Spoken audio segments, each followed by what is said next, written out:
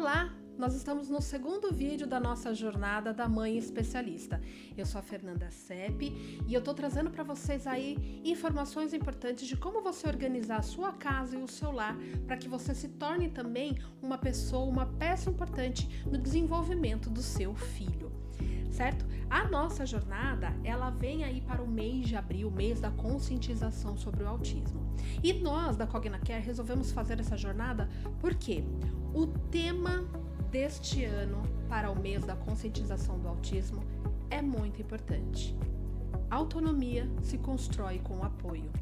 E muitas vezes nós não sabemos como ser o apoio no desenvolvimento do nosso filho. Verdade ou mentira? Eu sou mãe atípica, né? Tenho um filho de 10 anos com autismo e TDAH. E eu sei o quanto é difícil a gente, às vezes, organizar a rotina, o quanto a gente perceber o que o nosso filho está pronto para aprender e como fazer ele aprender essa nova habilidade, como ensinar coisas novas para o nosso filho dentro de casa. E é importantíssimo que a gente consiga fazer isso de alguma forma, porque a gente sabe que, mesmo que a gente tenha acesso a clínicas e aos tratamentos, só isso não vai dar conta. Se a gente conseguir fazer algo dentro de casa, o desenvolvimento do nosso filho vai muito mais rápido. E se eu não tenho acesso, mas eu consigo fazer dentro de casa atividades que fazem com que ele se desenvolva, poxa, aí, gente, vai ser uma maravilha, porque a criança vai sair do ponto zero, ela vai se desenvolver, ela vai aprender e as chances de tudo dar certo aumentam muito. Então vamos para o nosso vídeo de hoje, né? O nosso segundo vídeo da nossa jornada da mãe especialista. E hoje, né, nós vamos falar sobre a luta das coisas simples, como deixar mais leve. Gente, quem tem uma criança autista dentro de casa, né, uma criança com alguma deficiência, sabe que coisas simples, coisas rotineiras de qualquer família pode se transformar numa dificuldade enorme. Tomar banho, sentar à mesa para fazer uma refeição, certo? Às vezes até sair de casa para poder dar um passeio na rua, uma voltinha no quarteirão que seja. As coisas simples podem se tornar grandes desafios. E eu vou te contar por que muitas vezes viram um grande desafio, certo? A primeira coisa que a gente precisa pensar é que muitas vezes a gente não está organizado e a gente não trouxe a previsibilidade. Aí, tem gente que vai estar perguntando, Fernando, o que é essa previsibilidade? É a gente conseguir contar antes para a criança o que vai acontecer e a gente ir retomando esse lembrete com o tempo. Então, eu vou dar um exemplo, né, da hora do banho, certo? Pode ser que funcione, certo? E pode ser que a gente precise de mais recursos, ok? Mas eu vou dar um exemplo. Então, a criança precisa tomar banho, está chegando a hora de tomar banho. E, comumente, o que a gente faz, né? A criança, vamos supor, ela está vendo um desenho na TV. Eu desligo a televisão e falo, vamos tomar banho. Isso, para uma criança autista, quebra demais aquilo que ela está fazendo. Ela não dá conta dessa coisa repentina que aconteceu. No entanto, se eu chegar para ela e falar assim, olha, daqui 10 minutinhos você vai tomar banho, ok? Daqui 10 minutinhos eu vou desligar a televisão e você vai tomar o banho junto com a mamãe, certo? Mesmo que ele não tenha essa noção de tempo, certo? Eu tô contando para ele, eu tô ensinando para ele que vai passar um tempo e que a gente vai desligar essa televisão. Quando der uns 5 minutinhos, ó, daqui 5 minutinhos agora, tá? Já passou um tempo, daqui 5 minutinhos eu vou desligar a televisão e a gente vai tomar banho. É só mais um pouquinho. Ali tá demorando, ó, 1 minutinho, tá bom? Eu estou voltando, quando eu voltar aqui novamente, nós vamos desligar a televisão para você tomar banho. E aí você retorna, olha, agora é a hora de tomar banho.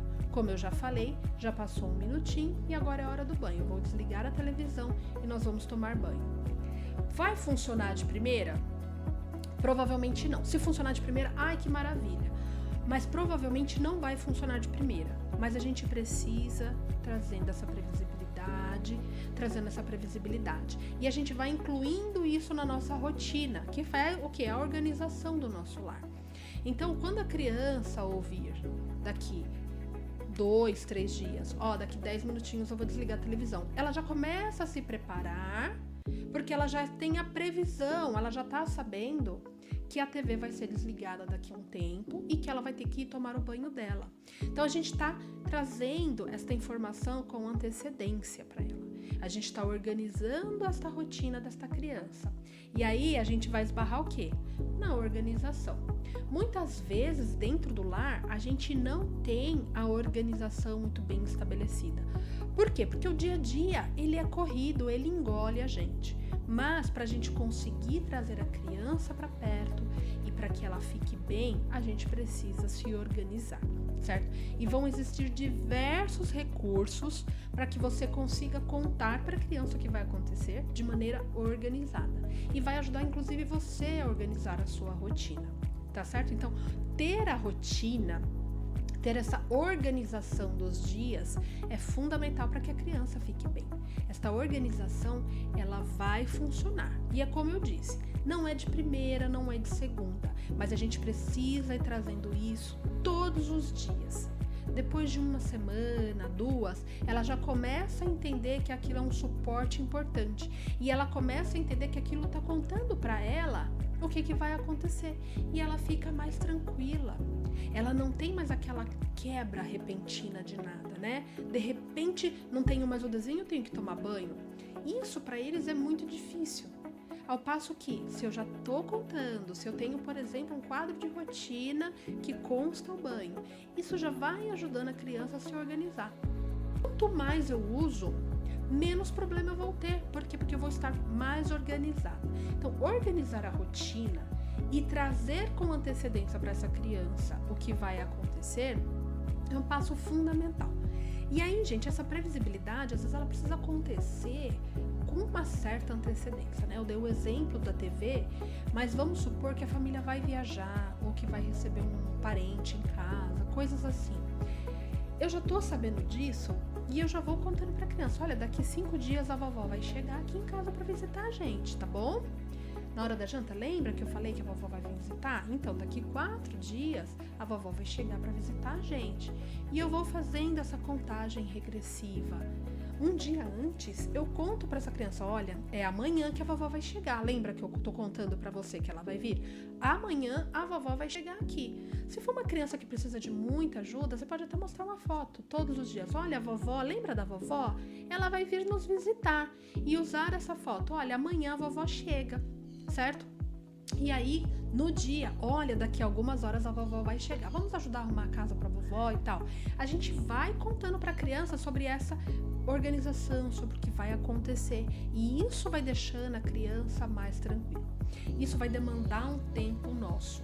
No entanto, isso vai trazer uma calmaria para o ambiente do lar. Ok?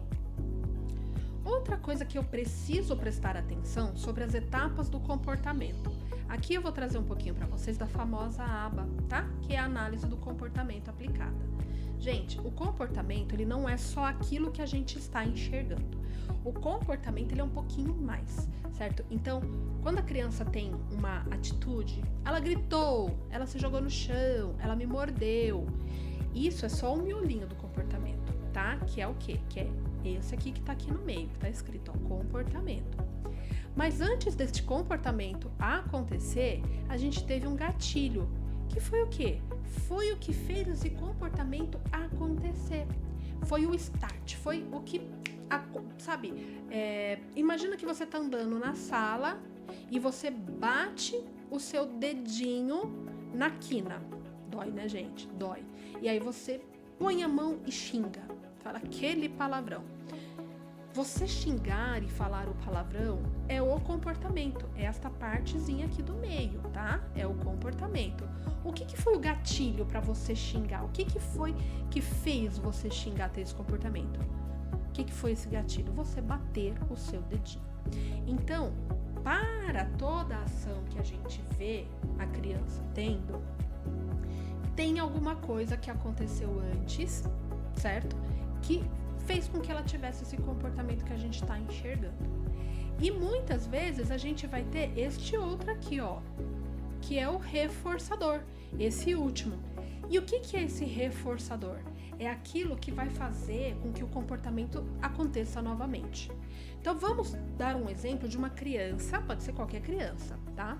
Num supermercado. Você levou a criança no supermercado e aí ela fala assim, eu quero comprar salgadinho. E aí você fala, hoje nós não vamos levar salgadinho. Criança se joga no chão, eu quero salgadinho, faz todo aquele escarcéu, né? Tudo aquilo que a gente já sabe. O que foi o gatilho? A criança veio com o salgadinho e pediu, eu quero salgadinho, né?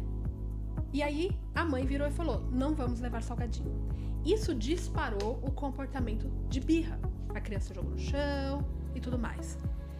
A família ali, a mãe desesperada, pegou o salgadinho, tá bom, leva, e entregou o salgadinho.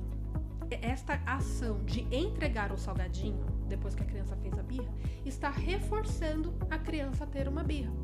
Porque o que eu tô contando pra criança? Se você quiser alguma coisa, você faz uma birra aqui que eu te dou. Certo? Então, veja, o que eu enxerguei? A birra. Todo mundo no mercado tá vendo a birra. Mas o que ocasionou? O que levou a criança a fazer a birra? Ela pedir salgadinho, a família fala não.